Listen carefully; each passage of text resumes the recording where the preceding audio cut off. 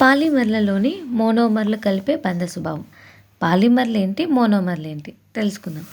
ఇప్పుడు మనకు బయోమాలిక్యూల్స్లో ఇది లాస్ట్ వీడియో. మనకి ఇంతకుముందు ప్రోటీన్ల నిర్మాణం గురించి, కేంద్రక ఆమ్లాల గురించి, వీటన్నిటి గురించి కంప్లీట్ వీడియోస్ అయిపోయాయి. ఇది లాస్ట్ వీడియో బయోమాలిక్యూల్స్లో. పాలిమర్ అని మనం దేన్ని అంటామంటే, మోనోమర్లు అన్నీ కలిసిపోయి ఏర్పడేదాన్ని మనం పాలిమర్ అంటాం. మోనోమర్ అంటే ఒక్కొక్క దాన్ని మనం మోనోమర్ అంటాం. అవన్నీ కలిపితే అది పాలిమర్ అవుతుంది. ఇక్కడ ఒక ప్రోటీన్ లేదా పాలీపెప్టైడ్లోని అమైనో ఆమ్లాలు పెప్టైడ్ బంధాలతో కలిసి ఉంటాయి.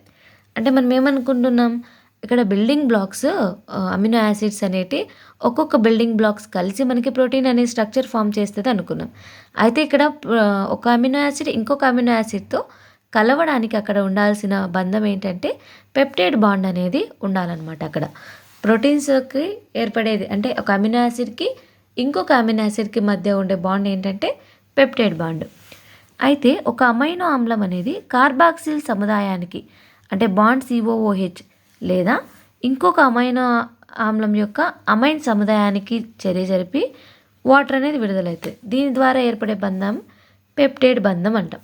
ఇది ఎగ్జాంపుల్గా చెప్పాలంటే ఫస్ట్ నేనేం చెప్పాను, ఒక అమినో యాసిడ్ అనేది ఇంకొక అమినో యాసిడ్తో బాండ్ అవ్వాలంటే ఏం కావాలి, పెప్టైడ్ బాండ్ అనేది కావాలి. మనం ఇందాక డిస్కస్ చేసాం. ఒక అమినో యాసిడ్ అంటే ఏముంటుంది, CNH2COOH. మనకి ఇక్కడ ఆర్లో ఏమైనా పెట్టుకోవచ్చు, హెచ్ పెట్టచ్చు, ఏదైనా పెట్టచ్చు. ఇంకొకటి ఎలాగా అనుకుందాం, NH2COOH ఇంకోటి. ఇక్కడ ఏమంటున్నారంటే ఒక అమినో యాసిడ్ ఒక అమైనో ఆమ్లం లేదా కార్బాక్సిల్ సముదాయానికి ఇంకొక అమైనో ఆమ్లం యొక్క దీనికి అంటే ఒక అమిన్ గ్రూపు ఒక కార్బాక్సిల్ గ్రూపు, ఈ రెండింటి మధ్య రియాక్షన్ జరిగినప్పుడు రెండింటి నుంచి వాటర్ అనేది బయటికి వెళ్ళిపోతుంది. ఈ మధ్యలో ఏర్పడే బాండ్ని మనం పెప్టైడ్ బాండ్ అని పిలుస్తామన్నమాట. ఆ రెండింటి మధ్య ఏర్పడే బాండ్ పెప్టైడ్ బాండ్ అని పిలుస్తాం.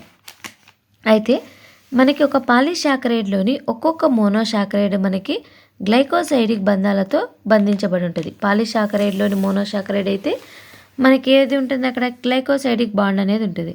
అదే అమినో యాసిడ్ అయితే పెప్టైడ్ బాండ్ అనేది ఉంటుంది. ఈ గ్లైకోసైడిక్ బాండ్లో కూడా మనకి వాటర్ అనేది రిలీజ్ అవుతుంది, పెప్టైడ్ బాండ్లో కూడా వాటర్ అనేది బయటికి రిలీజ్ అవుతుంది అనమాట. నెక్స్ట్, ఈ న్యూక్లిక్ ఆమ్లంలో ఫాస్ఫేట్ సముదాయంకి న్యూక్లియోటైడ్లు చక్కెరలోని 3వ కర్బనానికి అంటే ఇప్పుడు ఇది చూడండి, ఫస్ట్ ఇది మోనోసాకరైడ్ రెండు కూడా మోనోసాకరైడ్లే కదా. అయితే మోనోసాకరైడ్లో ఉండే కర్బన సమ్మేళనాలు ఏవైతే ఉంటాయో ఆ రెండింటి మధ్య మనకి గ్లైకోసైడిక్ బాండ్ అనేది ఏర్పడుతుంది, వాటర్ అనేది కూడా రిలీజ్ అవుతుంది. అదే న్యూక్లిక్ యాసిడ్లో చూస్తే ఒక ఫాస్ఫేట్ ఉంటుంది, మళ్ళీ చక్కెర న్యూక్లియోటైడ్ అనేది ఉంటుంది, తర్వాత చక్కెరలోని 5వ కర్బనం ఉంటుంది. ఈ రెండింటి మధ్య మనకి ఎస్టర్ బాండ్ అనేది జరుగుతుంది అనమాట న్యూక్లియోటైడ్లో. అయితే అది ఎలా అంటే ఇది ఒక ఫాస్ఫేట్ అనుకుంటే మనకి 3, 5 పొజిషన్ అనమాట. ఈ పొజిషన్లో మనకి ఎస్టర్ బాండ్ ఏర్పడుతుంది. ఫాస్ఫేట్ నుంచి కార్బన్కి వచ్చినప్పుడు ఎస్టర్ బాండ్ అనేది ఏర్పడుతుంది 2 సార్లు, కాబట్టి ఫాస్ఫోడై ఎస్టర్ బంధం అని కూడా అంటాం. అలాగే ఈ కేంద్రకామ్లాలు అనేటి విభిన్నమైన ద్వితీయ నిర్మాణాలను ప్రదర్శిస్తాయి. అంటే కేంద్రకామ్లాలు అంటే DNA అవ్వచ్చు, RNA అవ్వచ్చు. వాటి స్ట్రక్చర్లో చాలా చేంజ్ అనేది వస్తుంది అనమాట. వాట్సన్ అండ్ క్రిక్ నమూనాను మనం ద్వితీయ నిర్మాణం అంటాం, దాన్నే BDNA అని కూడా అంటాం. వాట్సన్ క్రిక్ నమూనా ప్రకారం DNA ఎలా ఉంటుంది, ద్విసర్పిలాకారంలో ఉంటాయి. అంటే 2 సర్పాలు పక్క పక్కన ఉన్నట్లు అనిపిస్తుంది అనమాట, ద్విసర్పిలాకారం ఇలా ఉంటుంది. DNA అనేది ద్విసర్పిలాకారంలో ఉంటుంది. అయితే ఇక్కడ DNAలో మనం ఏం చెప్తున్నారు, పాలీన్యూక్లియోటైడ్లు కలిగిన 2 పోచలు ఉంటాయి. అంటే 5' to 3', 3' to 5'. ఇవి పాలీన్యూక్లియోటైడ్ కలిగిన పోచలు అనమాట ఇవన్నీ. అయితే వీటిలో మనకి DNAలో పాలీన్యూక్లియోటైడ్ కలిగిన 2 పోచలు వ్యతిరేక దిశలో సమాంతరంగా ఉంటాయి. దీనికి ఇది ఆపోజిట్ ఉంటుంది, దీనికి ఇది ఆపోజిట్ ఉంటుంది, సమాంతరంగా ఉంటాయి అన్నమాట. కేంద్రకామ్లంలో వెన్నెముక వల్ల ఏర్పడేది ఏంటంటే చక్కెర, ఫాస్ఫేట్, చక్కెర గొలుసు. అంటే ఇక్కడ మనకి ఒక్కొక్క దాంట్లో 10 ఉంటాయి ఈ నత్రజని క్షారాలు అనేటి. ఏకి ఎప్పుడు ఏం అటాచ్ అవుతుంది, థైమిన్. జీకి సైటోసిన్కి గ్వానిన్. థైమిన్కి అడెనిన్, సైటోసిన్కి గ్వానిన్, అడెనిన్కి థైమిన్, ఇలా మనకి ఏర్పడుతుంది. ఎప్పుడైతే ఇది ఉందో ఒక నత్రజని క్షారం షుగర్తో కలిస్తే న్యూక్లియోసైడ్ అంటాం, అదే పాస్పేట్తో కలిస్తే న్యూక్లియోటైడ్ అంటాం. అన్నీ అంతే. ఇలా ఏర్పడేటప్పుడు మధ్యలో ఇది గొలుసులాగా ఏర్పడుతుంది అనమాట, వెన్నెముకలాగా షుగర్ బాండ్ అనేది.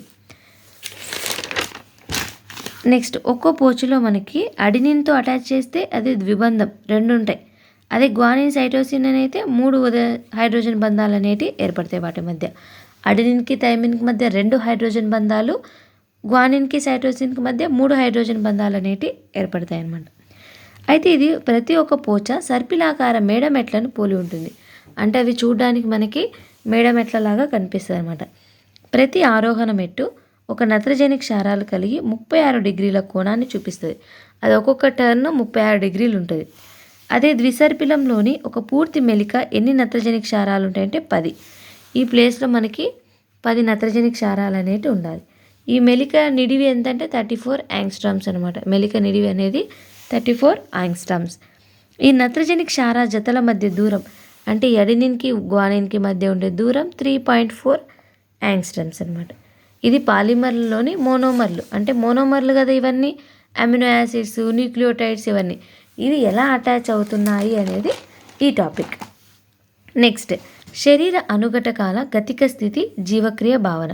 ఈ జీవాణువులు ఎల్లప్పుడూ ఒకదాని నుంచి మరొకటి మారుతూ ఉంటాయి, అలాగే వేరే వాటి నుంచి నిర్మించబడుతూ ఉంటాయి. ఈ జీవులలో జరిగే రసాయనిక చర్యలన్నింటినీ కలిపి మనం ఏమని పిలవచ్చు? జీవక్రియ అని పిలవచ్చు. ఈ జీవక్రియ పరివర్తనలకు ఉదాహరణలు ఏంటంటే, మనం కార్బన్ డైఆక్సైడ్ తొలగించినప్పుడు అమైనో ఆమ్లం అనేది అమైన్గా మారుతుంది. అదే న్యూక్లియోటైడ్లోని క్షారంలోని అమైనో గ్రూప్ని తొలగించవచ్చు. డైసాకరైడ్లోని గ్లైకోసైడిక్ బంధాన్ని కూడా జల విశ్లేషణ అనేది చేయించవచ్చు. ఇవన్నీ జీవక్రియ పరివర్తనలకి ఉదాహరణ. అదే జీవక్రియ పథాలను నగరాల్లో మనం ట్రాఫిక్తో పోల్చవచ్చు అనమాట. అక్కడ సిగ్నల్స్ పడ్డం, ఇలాంటి ప్రాబ్లమ్స్ అన్నీ కూడా జీవక్రియ పథాల్లో కనిపిస్తాయి. ఈ జీవక్రియ ఉత్పన్నాల ప్రవాహాన్ని శరీర అనుఘటకాల గతిక శాస్త్రస్థితి అని పిలవచ్చు. ప్రతి రసాయన చర్య కూడా ఉత్ప్రేరక చర్య. అంటే మనకు ఉత్ప్రేరకం అంటే ఏంటి? అది రియాక్షన్లో పార్టిసిపేట్ చేయదు, కానీ రియాక్షన్ని ఫాస్ట్ చేస్తుంది, అది ఉత్ప్రేరక చర్య. జీవ వ్యవస్థలో ఉత్ప్రేరరహిత జీవక్రియ పరివర్తనం అనేది ఉండదు. నీటిలో కార్బన్ డైఆక్సైడ్ లాంటిది కరగడం అనేది భౌతిక ప్రక్రియ. ఇది జీవ వ్యవస్థలో ఒక ఉత్ప్రేరిత చర్య అనమాట, కార్బన్ డైఆక్సైడ్ కరగడం అనేది. అదే జీవక్రియ మార్పిడి వేగవంతం చేసే ఉత్ప్రేరకాలు ఏంటంటే ప్రోటీన్లు అనేటివి వేగవంతం చేస్తాయి. అదే ఉత్ప్రేరక శక్తి గల ప్రోటీన్లు ఏంటంటే ఎంజైమ్లు. ఇవి వీటి గురించి బ్రీఫ్ ఇంట్రడక్షన్ అనమాట. నెక్స్ట్ జీవస్థితికి జీవక్రియ ఆధారం. అంటే మనిషి బతికున్నాడు అని ఎలా చెప్పగలం? తనలో ఏదైనా యాక్టివిటీ జరుగుతూ ఉంటేనే అతను బతికున్నట్టు. అంటే చూడండి, అసిటిక్ ఆమ్లం అనేది సరళమైన నిర్మాణం, దాని నుంచి కొలెస్ట్రాల్ అనే సంక్లిష్ట నిర్మాణం ఏర్పడింది. H2O, కార్బన్ డైఆక్సైడ్ లాంటి సరళ నిర్మాణాలు, వీటి నుంచి సుక్రోజ్ అనేది తయారైంది ఫోటోసింథసిస్ వల్ల. ఇవి శక్తిని ఉపయోగించుకుంటాయి. అదే గ్లూకోజ్ అనేది బ్రేక్ డౌన్ అయ్యి లాక్టిక్ ఆమ్లం అవుతాయి. ఇది శక్తిని విడుదల చేస్తాయి అన్నమాట. శక్తిని ఉపయోగించుకుంటే శక్తిని విడుదల చేసుకుంటాయి.